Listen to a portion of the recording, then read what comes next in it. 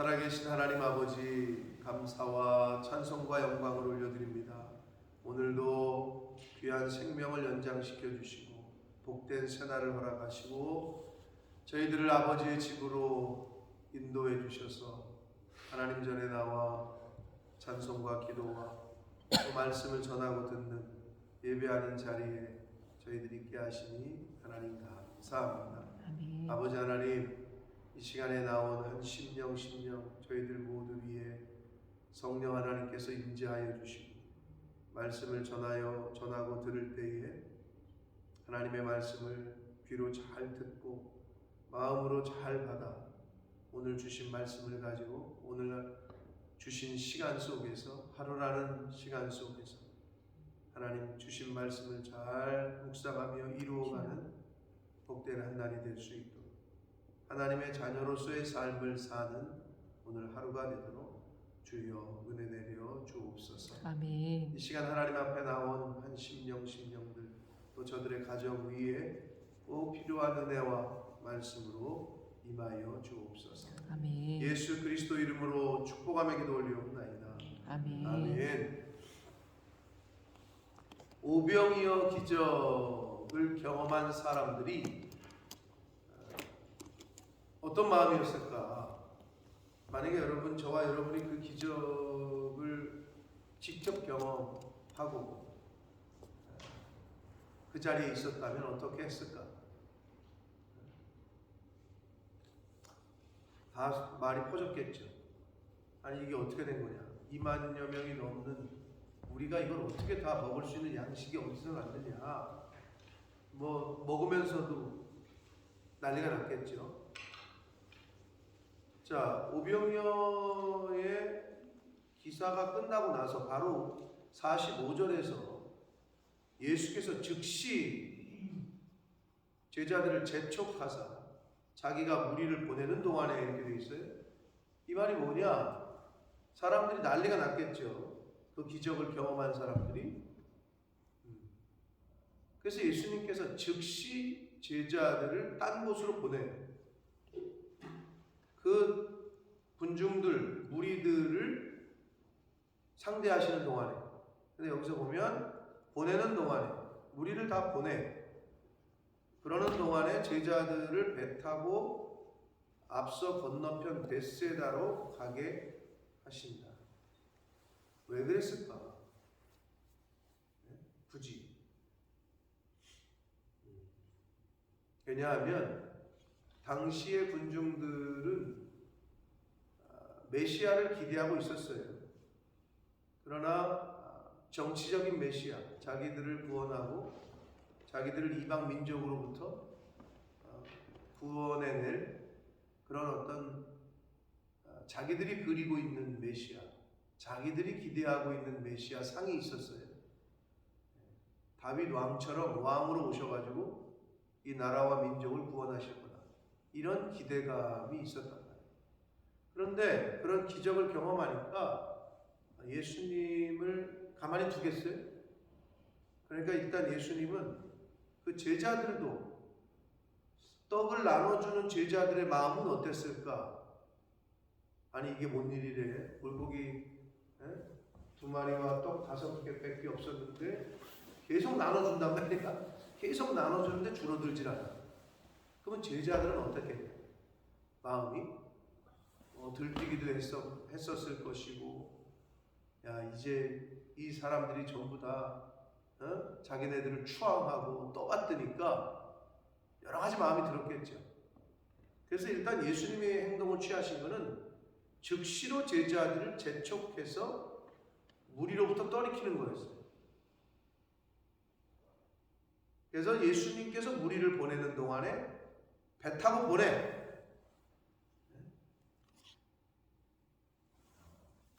왜? 제자들이 이상한 마음, 바람들까 한마디로 제자들이 바람들까봐 그 상황을 빨리 종료를 시키시는.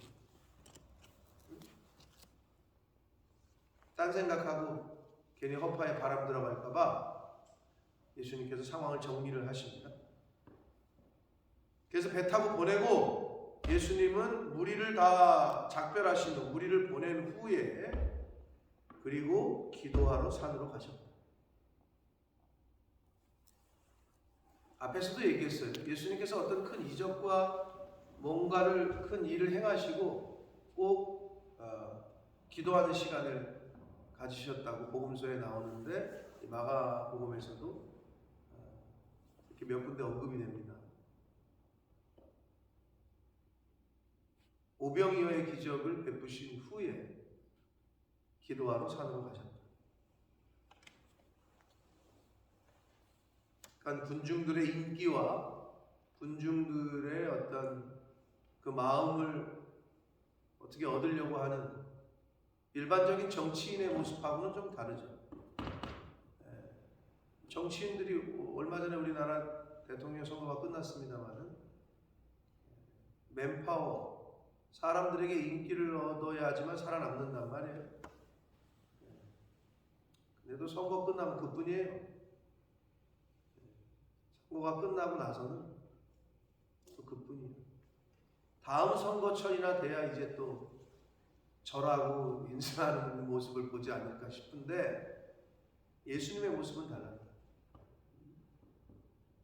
다 무리를 흩어서 보내고 기도하러 산으로 가셨다.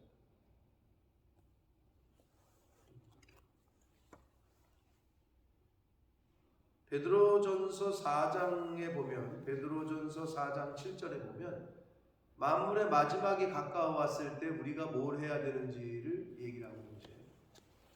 만물의 마지막이 가까웠으니 그러므로 너희는 정신을 차리고 근신해서 정신 똑바로 차려서 집문서 챙겨라. 이렇게 성경에 되어 있지 않단 말이에요. 마지막이 가까워오고 있으니 정신 똑바로 차리고 재산을 다 귀합해라. 뭐 이렇게 얘기하고 있지 않단 말이에요. 만물의 마지막이 가까울 때 여러분 뭘 하시겠어요? 마지막이 가까우는데 내가 좋아하는 음식을 맛집을 한 번 더 찾아가시겠어요? 마지막이 오고 있다. 그럼 뭘 하시겠어요?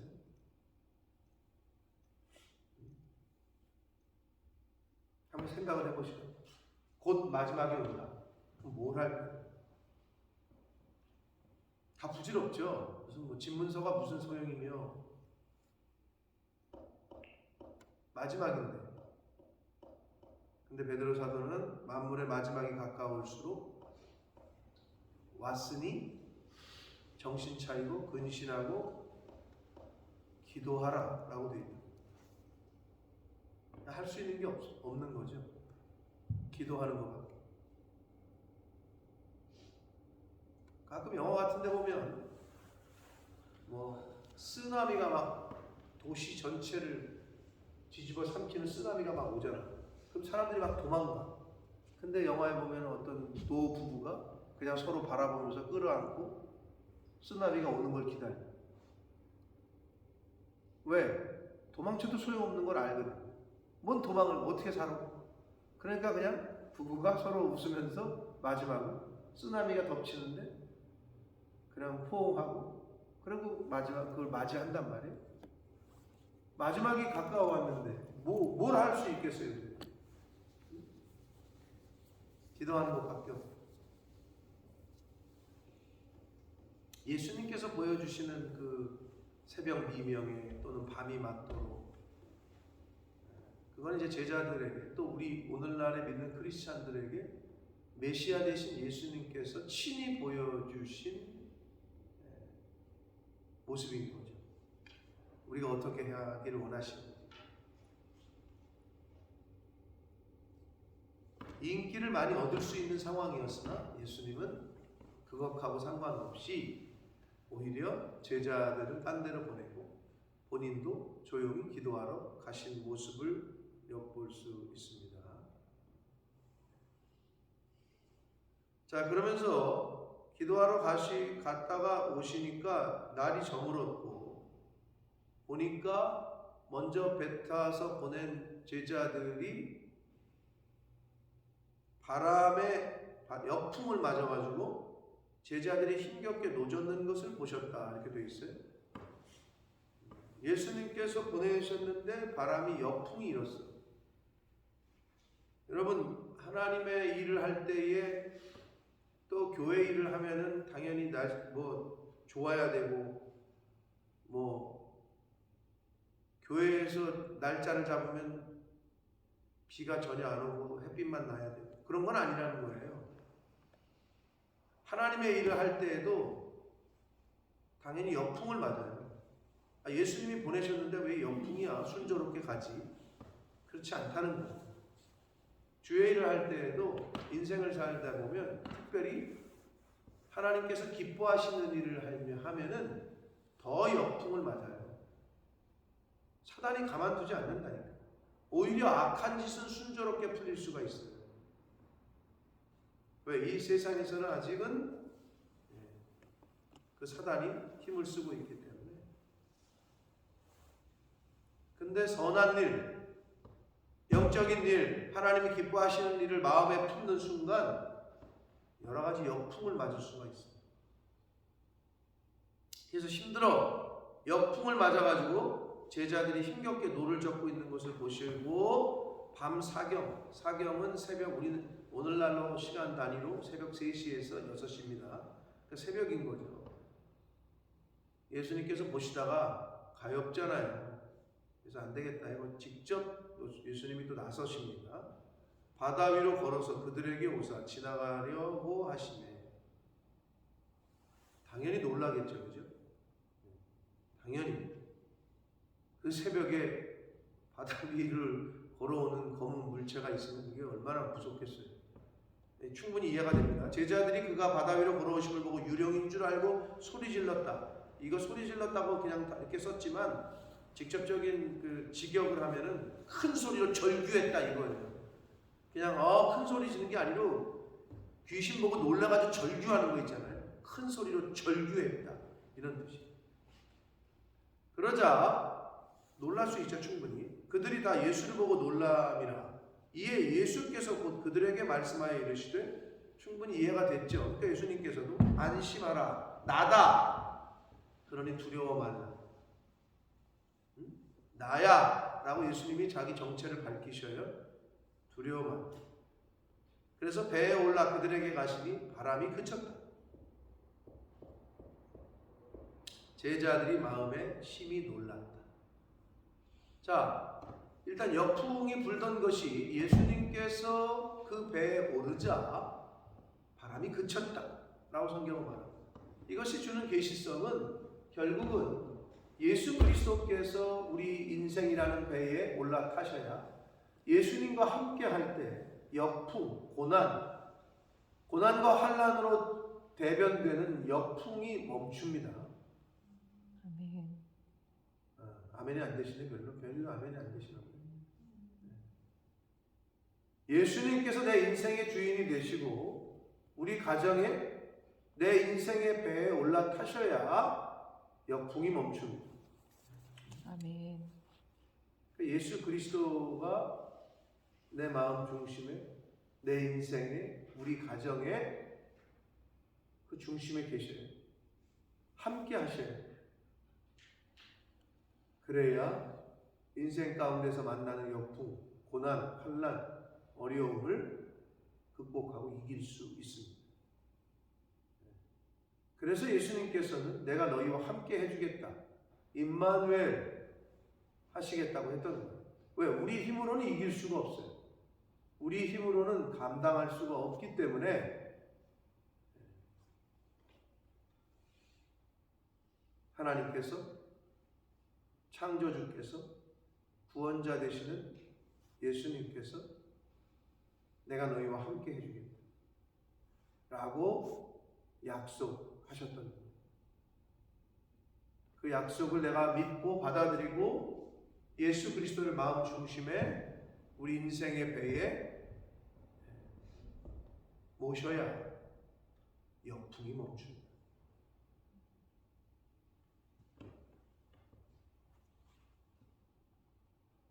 자, 그랬는데 52절은 조금 좀 실망이에요. 자, 유령인 줄 아는 거는 충분히 어그리가 돼요.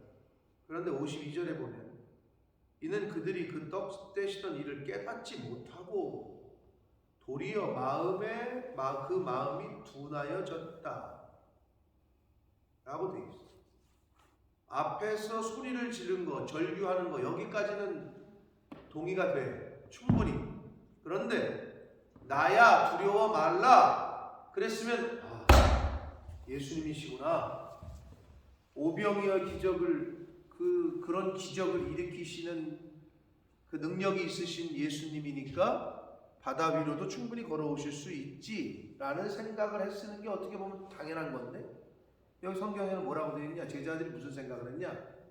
그 떡을 떼시던 일을 어떻게 깨닫지 못하고 도리어 그 마음이 둔하여졌다. 이게 지금 한 달이 지났어요. 1년이 지났어요. 근데 여기서 주는 계시성이 뭐냐? 그게 우리 인간의 연약함이라. 아니 좀 전에 분명히 예를 들면 이런 거지. 어저께 분명히 하나님의 은혜로 어떤 사고나 또는 어떤 큰 일에서 지켜주셨어. 그래서 어저께 분명히 감사해가지고 너무 은혜스러워가지고 너무 가족끼리 우리 이런 일이 있었는데 하나님께서 은혜 주셔가지고 이랬다. 그래 놓고 어저께 은혜를 경험했으면서 오늘 그 은혜는 온데간데 없이 또 그냥 내 자아가 살아가지고 어저께까지는 하나님의 자녀의 모습이야. 어저께까지는 교회 다니는 권사님, 집사님, 장로님의 모습이야. 근데 오늘은 또 왠지 세상 사람보다 그 악한 사람보다 더 악한 모습을 보여. 요거랑 비슷한 거. 이들의 모습. 분명히 아까 낮에 오병이어 떡 떼면서 제자들이 야 이거 신기하다 막 이러면서 그랬을 거 아니에요? 뭐 나와 있진 않지만 나눠주는데 계속 생긴단 말이야. 그러니까 그걸 직접 경험한 제자들이야. 근데 밤이 지나면서 새벽에 역풍을 맞았다가 예수님께서 오셨는데 그 예수를 보고도 놀랬다. 그러면 그 기적을 베푸신 예수님이 우리에게 걸어온 게 놀란 게 아니라 성경은 뭐라고 얘기하고 있느냐? 그 떡 떼시던 일을 깨닫지 못하고 도리어 그 마음이 둔하여졌다. 어떻게 이럴 수 있을까라는 생각이 들죠. 근데 그게 우리 모습이라는 거예요. 제가 말씀드렸잖아요. 어제 분명히 무슨 은혜를 입어가지고 가족끼리 너무 은혜스러웠는데 오늘 그 은혜는 온데간데가 없어. 아마 암 걸렸다가 하나님이 기적적으로 고쳐주셨어. 여러분 그럼 어떻게 평생을 어떻게 살아야 돼요? 평생을 진짜 입만 열면 감사요, 입만 열면 찬양이요. 왜? 의사가 이거는 진짜 기적입니다. 하나님의 은혜가 아니면은 신께서 하신 일이 아니면 있을 수 없습니다. 이런 일이 벌어져서 나에게 그러면 그런 은혜를 입은 사람은 평생 동안 화낼까요, 안 낼까요? 질투, 시기, 미움 가질까요, 안 가질까요? 여러분 같으면 어떠시겠어요? 그게 나였다면 이제 죽습니다 했는데 하나님이 고쳐주셨어. 그럼 앞으로 다른 사람 미워하고 시기 질투하고 하나님 원망하는 일이 있을까요? 없을까요? 없어야 되는 게 당연할 것 같죠. 그런 기적을 경험했는데 근데 그러기가 쉬울까요? 어떠세요? 아직 그런 걸 경험 안 해봐서 모르겠어요? 그게 이 제자들의 모습이 바로 우리의 모습이라는 거예요. 어떻게 이럴 수 있을까라는 생각이 드는데 왜? 낮에 경험한 거 아니야. 그런데 성경은 그 마음이 둔해져가지고 떡 떼시던 거를 깨닫지 못했다는 거예요. 그 기적을 베푸신 분이 이분이었지. 그러면 당연히 바다 위를 걷는 거는 여기서 주는 계시성이 뭐냐는 거죠. 우리가 주의 은혜를 입어 기적을 체험해. 그 다음날 되잖아? 또 다 까먹어. 어떻게 그럴 수 있을까? 제자들을 보면서 또는 출애굽 당시에 이스라엘 백성을 보면서 야, 읽으면서 야, 얘네들 해도 너무했다. 10가지 재앙을 내리는 걸 직접 경험했어. 바다가 갈라지는 걸 지네가 걸어왔어. 그래가지고 바닷물이 다시 덮쳐가지고 애국 군대가 다 죽는 걸 봤어. 배고프다 그러니까 하늘에서 고기가 떨어져. 목마르다 그러니까 바위에서 물이 나. 그 다음날 모세를 원망하고 하나님을 원망하잖아. 아, 어떻게 이럴 수 있지라는 생각이 저 읽을 때마다 짜증이 나는데 그게 내 모습이라는 거지. 그걸 다 경험을 했는데 그러고도 하나님 원망하고 모세를 지도자를 원망해. 주의 은혜를 받아가지고 그렇다가 또 자기 마음에 안 드는 거 있으면 교회를 원망하고 목사님을 욕하고 교회 집 성도들을 욕하고. 이게 우리의 모습이라는 거예요. 제자들의 모습처럼 아까 낮에 있었던 거를 기억을 못해. 그걸 깨닫지를 않아. 사랑하는 성도 여러분, 이 모습이 우리 모습 아닙니까? 근데 이 모습을 언제까지 우리가 갖고 있어야 되냐는 거지. 이거는 빨리 버려야 된다 이제. 그럼 어떻게? 여러분이 생각할 때 아까 제가 예를 든 것처럼 암이 걸려가지고 죽게 생겼는데 싹 기적적으로 치유를 해줘가지고 이제 새로운 삶을 살아, 덤으로. 그러면 그 사람은 사실은 어떻게 살아야 돼? 평생 감사, 평생 기쁨, 평생 하나님께 영광을 돌리며 살아야 되는 게 맞죠? 맞아요. 그렇게 살아야 돼. 그런데 덤으로 주신 인생인데 또 승질내고 또 악하게 행동하고 또 미워하고 또 원망하고 또 그래.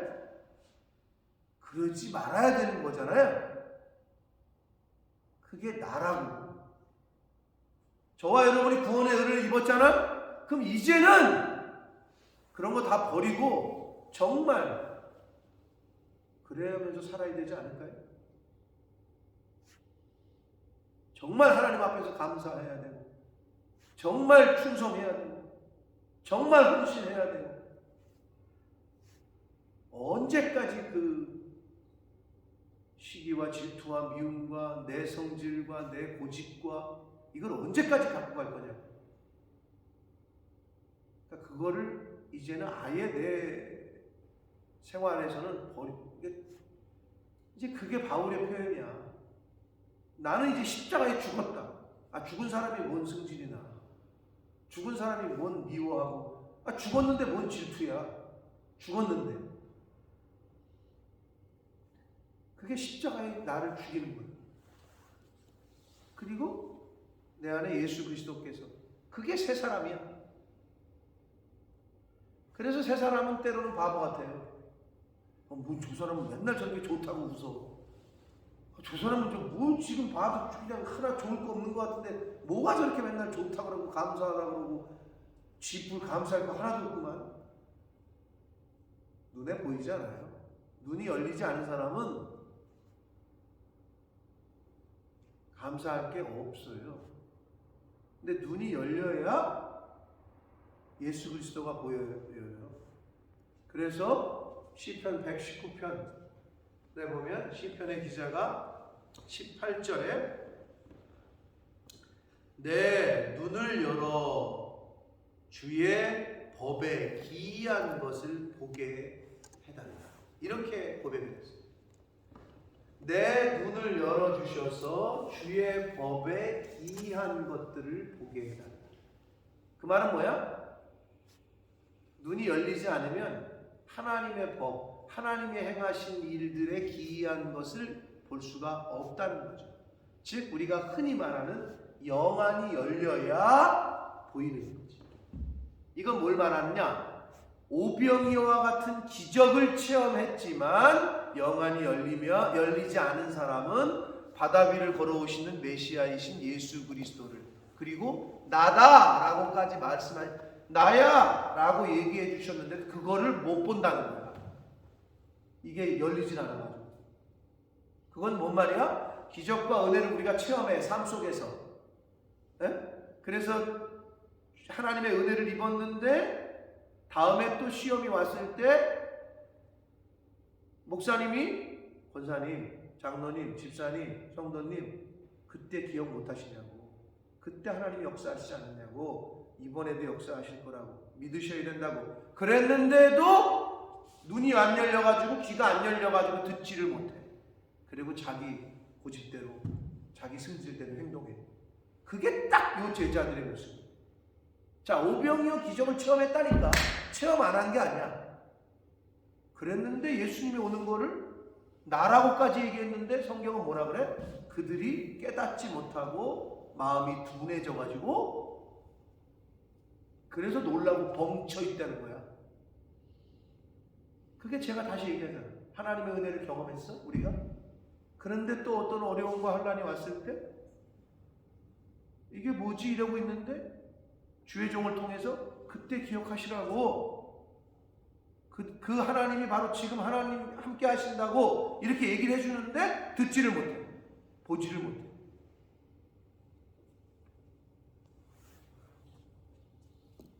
여러분 안타깝잖아요. 여기 지금 이 모습이 딱 그 모습 아니에요. 아까 낮에 어제 낮에 행했던 그 일을 경험하고 직접 자기네가 또 예수님의 그 기적을 시중 들었잖아. 손과 발이 돼서 직접 나눠줬잖아. 2만 명에게 다 나눠준 그 일을 경험을 했어.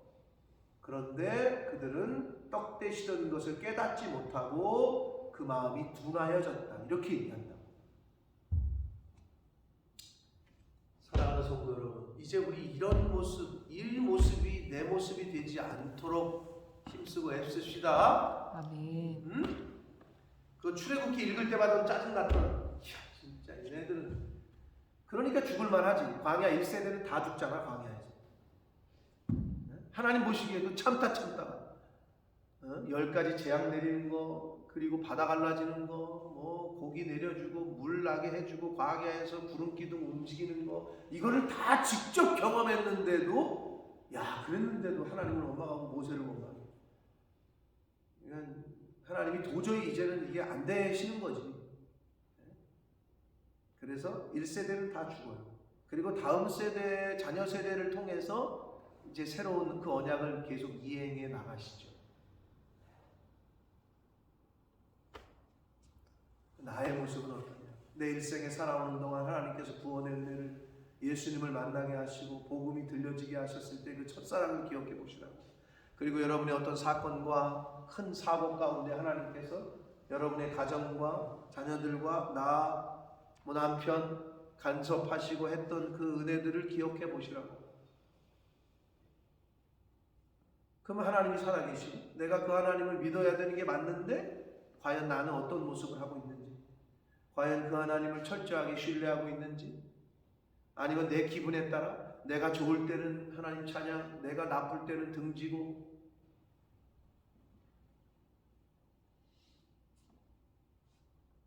이제 이런 모습은 좀 우리가 버려야 되지 않냐 하는 거죠. 그럼 결국 뭐냐? 역풍이 와도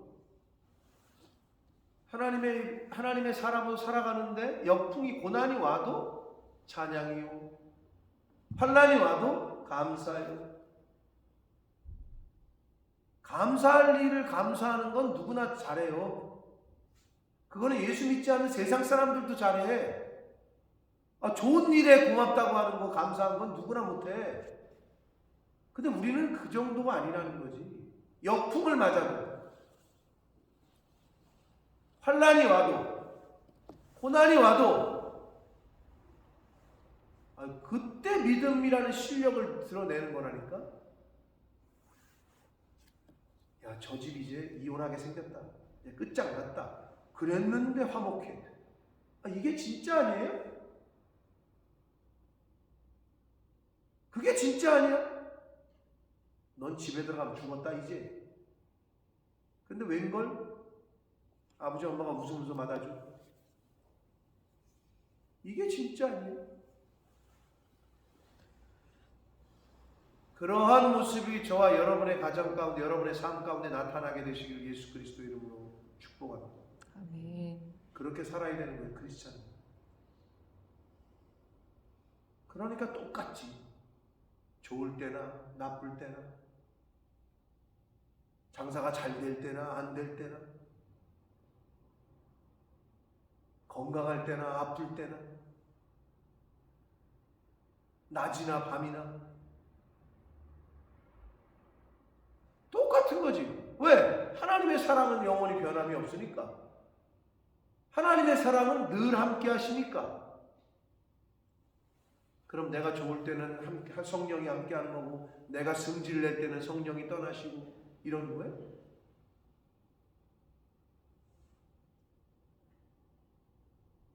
하나님께서는 늘 함께 하십니다. 아멘. 네. 제가 이 제자들의 모습을 보면서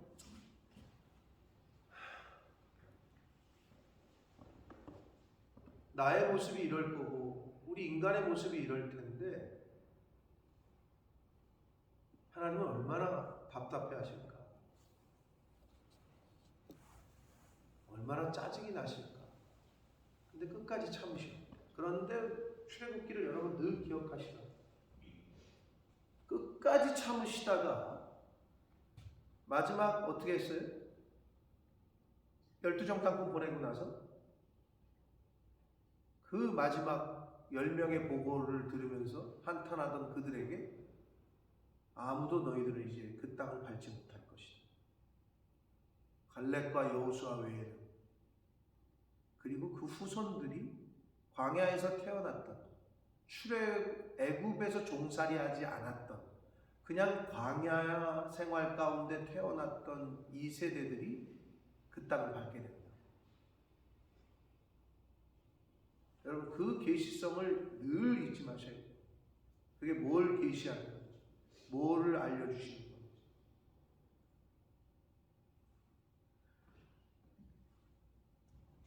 거예요? 이 모습, 이 제자들의 모습 가운데 아니 하루도 아니고 몇 시간이 지났는데 왜 마음이 둔하여졌을까? 를 고민해 봤어요. 왜 그랬을까 얘네들이?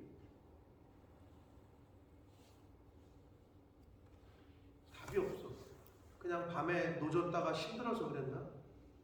바람이 불고 역풍이 부니까 우리 여기서 빠져 죽는 거 아닌가 뭐 이런 생각이 들어서 그랬나? 아니면 어떤 염려와 고민 때문에 두려움 때문에 그랬나? 여러 가지를 추론해 보게 됐어요. 이 과정을 내가 머릿속에 그려보면서 낮에 분명히 그 기적을 체험하고 예수님이 배 타고 가라가지고 갔는데 밤새 노를 젓고 있는데 역풍을 맞아가지고 바다 한가운데 그냥 떠 있는데 웬 귀신 같은 유령이 와가지고 예수님이 내다 그랬는데 그래서 얘들이 정신이 없어서 이랬나? 아무리 고민하고 묵상을 해봐도 그냥 인간의 연약함이야. 그러니 생각해보니 그래 나도 어제 그렇게 은혜 받아가지고 주의 은혜다 내가 감사하고 찬양하고 뭐 이랬는데 오늘 또 무슨 일 생기면 막 승질내고 똑같다. 이거는 그게 내 모습. 그런 모습이다.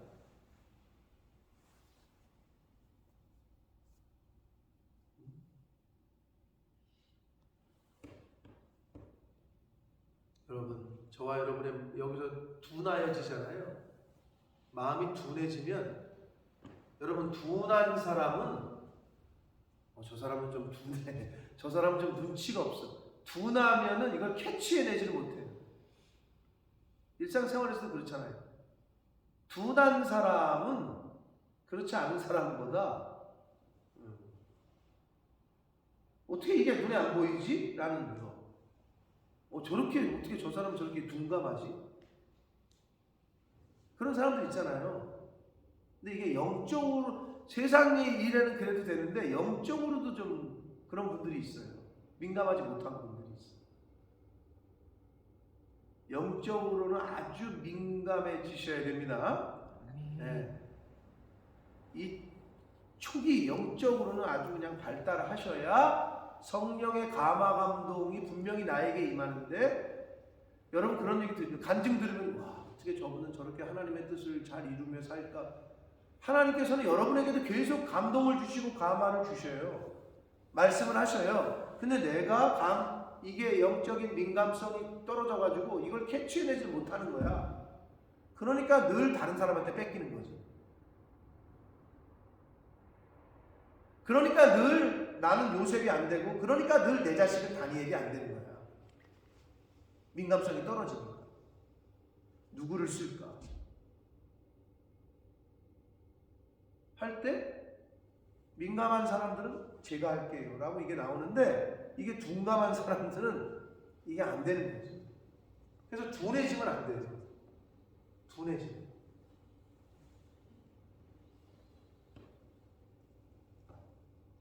바라기는 정말 하나님과 가까워지시고 연합하고 단일을 이루어서 주의 뜻을 잘 분별하고 하는 것뿐만 아니라 그걸 시중 들고 수종 드는 그 역할을 내가 하게 되고 내 가정이 하게 되고 우리 교회가 하게 되기를 축복합니다. 아멘. 자, 이제 게네사렛 지방의 이야기가 나옵니다.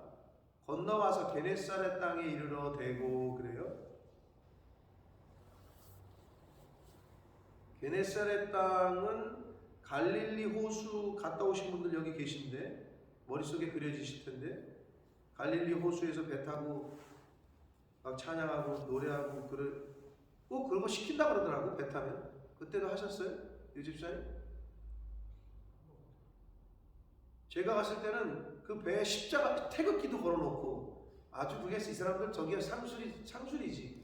이렇게 딱 십자가래 태극기 걸어놓고 거기 이렇게 앉아가지고 배 안에서 이제 앉아가지고 막 찬양하고 이렇게 뭐 이렇게 하게끔 했던 것 같아. 내 기억에. 네, 막 찬송가 틀고 막 했던 것 같아요. 그게 다 하긴 뭐 그들의 영업이 수단이니까. 그래서 갈릴리 호수의 북쪽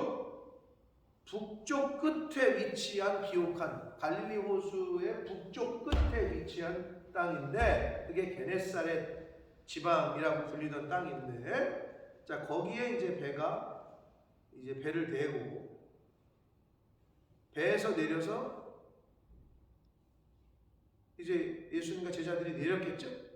근데 사람들이 어떻게 그걸 다 알고 예수신 줄 알고 그 온 지방으로 달려 돌아다니며 예수께서 어디에 계시다는 말을 듣는 대로 병든 자를 침상째로 메고 나오니, 뭐 이제는 열심히죠. 어떻게든 낫겠다라는 마음으로 아무데나 예수께서 들어가시는 지방이나 도시나 마을에서 병자를 시장에 두고 예수께서 그의 옷가에라도 손을 대게 하시기를 간구하니 손을 대는 자는 다 성함을 얻었다. 자, 무슨 말이냐? 예수께서 어떤 동네에 들어가셨어요. 그러니까 이제 예수님인 걸 알았어요. 그러니까 사람들이 달려 돌아다니며 이렇게 표현이 되어 있는데, 이 말은 뭐냐? 예수가 나타났다. 우리 동네에 왔다. 막 돌아다니면서 떠든 거야. 그러니까 사람들이 그 얘기를 듣는 대로 병자를 침상째 갔다가 큰 뭐 시장 어기나 가까운 데 놓은 거야. 왜? 예수님이 지나가다가 옷이 한번 터치를 해주든지 아니면 그 사람들이 또 옷에 대든지, 그러면 다 나았다고 성경은 기록을 해요. 그럼 여기서 우리가 중요한 건 뭐냐? 예수님께서 배에서 내리셨는데 사람들이 예수신 줄 알고 달려 돌아다니며 예수께서 어디로 가신다는 것을 듣는 대로, 그 말은 뭐야? 누가 떠드는 사람이 있는 거지. 달려 돌아다니면서 예수가 나타났다. 야, 예수께서 오셨다. 이걸 누가 나팔을 부른 거지. 그러니까 그 사람들이 듣는 대로 병자들을 데리고 가는 거예요. 나팔을 부셔야 되는 게 바로 누구야? 먼저 안 자들이지. 하나님의 은혜와 예수가 메시아 되심을 먼저 안 사람들은 나팔을 불어야 돼. 그게 복음 전파야. 그런데 하나님의 은혜를 입었어. 몇 대째 믿어 내려오는 집안이야. 그런데 나팔을 불지 않아. 예수가 이런 분이시다. 하나님이 이런 분이시다. 복음을 전하지 않는 삶을 산다. 그 책임은 본인이 고스란히 져야 돼요. 여러분, 대를 이어 믿었어요? 그러면 그게 더 커요. 더 충성하고 더 영혼 구원의 복음 전파에 힘을 쓰셔야 돼요. 근데 나만 믿고 있어. 기껏해야 내 자식. 요즘은 내 자식에게만 신앙을 잘 전수해도 큰일이야. 근데 만약에 대가 내 때에서 끊어져 버려, 이거는 뭐 하나님 앞에서 어떻게 고개를 못 드는 일이 되겠죠. 여러분, 저는 전해줘요. 안 그러면 몰라. 사람들이 예수신 줄 알고 그 온 지방으로 달려 돌아다니며 라고 되어 있다. 나팔을 부는 사람이 있었어요. 예수가 나타났다. 알려주셔야 돼요. 첫 번째는 내 자녀에게, 내 자식에게 예수를, 하나님을 잘 알려주셔야 돼요. 그리고 어떻게? 달려 돌아다니시며. 이 말이 뭐예요? 여러분의 삶 가운데에서, 여러분의 일터에서, 여러분의 이웃들에게, 만나는 사람들에게 전하셔야 돼요. 그래야 그들이 치유를 얻고 나음을 얻습니다. 아멘. 거기에 여러분이 쓰임을 받으셔야 돼요. 누군가 알려주겠지 뭐, 누군가 저 사람에게 복음을 전하겠지 뭐, 그런 마음은 아니시잖아요. 내가 전해야 된다라는 생각을 늘 가지시고 복음 전하는 일에 내 주어진 환경과 상황과 그 처소에서 복음의 증인으로서의 삶을 사는 저와 여러분이 되어야 될 줄 믿습니다. 아멘. 그래야 그들이 치유를 얻고 나음을 얻습니다. 그게 내 자녀일 수 있어요. 내가 전한 하나님, 내가 전한 예수 그리스도, 내가 만났던 하나님, 내가 경험한 하나님, 내가 경험한 성령님을 내 자녀에게 전해야 그 자녀가 성함을 얻는, 나음을 얻는. 전하지 않는데 어찌 들으리? 듣지 못하는 거예요. 전파하는 자가 없는데 어찌 듣겠냐는 거지. 듣지 못하는데 어찌 믿겠냐는 거지. 그러니까 전해야 돼. 전파해야 돼. 오늘 이 바다 위로 걸으시는 또 그 모습을 본 제자들의 모습, 이거를 좀 묵상을 했습니다. 오늘 주신 깨달음과 여러분의 감화감동이 있으실 텐데 그 감동을 또 그 깨달음을 잘 오늘 묵상하시고 가슴에 간직하셔서, 그리고 게네사렛 지방에 예수님이 오셨다라는 소문을 내고 달려 돌아다니면서 온 지방에 외쳤던 그것이 오늘날 복음을 전해야 되고 예수가 메시아이심을, 유일한 구원의 길임을 전해야 되는 그러한 삶을 저와 여러분도 살아야 됨을 교훈하시는 것으로 받아 하나님이 왜 우리를 살게 하시느냐, 하루를 왜 더 연장시키셨느냐, 예수를 전하라, 하나님의 사랑을 전하라. 누구에게 전해? 가장 가까이 있는 사람에게부터, 내 자식에게부터, 내 남편, 내 아내에게부터, 이웃들에게. 그렇게 복음의 증인된 삶을 사시는 저와 여러분이 되시기를 예수 그리스도 이름으로 축복합니다. 아멘. 살아계신 하나님 아버지, 감사와 찬송과 영광을 올려드립니다. 아멘. 아버지 하나님, 오늘도 새날 주시고 또 어제와 다른 이렇게 햇빛을, 태양을 또 허락해 주시고 생명 주시고 건강 주시고 하나님의 전에 나와 예배드림으로 하루를 시작하게 해주신 하나님 감사합니다. 아버지, 오늘 말씀을 전하고 들었습니다.